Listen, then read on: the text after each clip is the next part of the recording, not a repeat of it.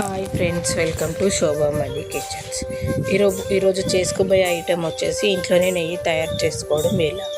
ముందుగా మనం పెరుగు తీసుకొని అది మిక్సీలో వేసుకొని 5-6 సార్లు మిక్సీ పట్టుకోవాలి. మిక్సీ పట్టుకున్నాక పైన వెన్నెలాగా తేలుతుంది. అది తీసుకొని ఒక బౌల్లో వేసుకోవాలి.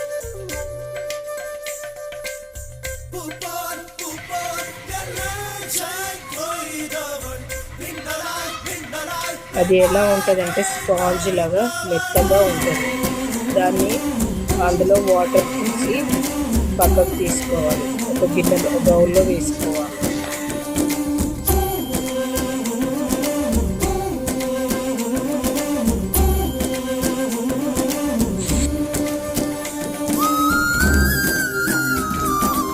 అది ఒక గిన్నెలో తీసుకొని స్టవ్ పైన వేడి చేసుకోవాలి.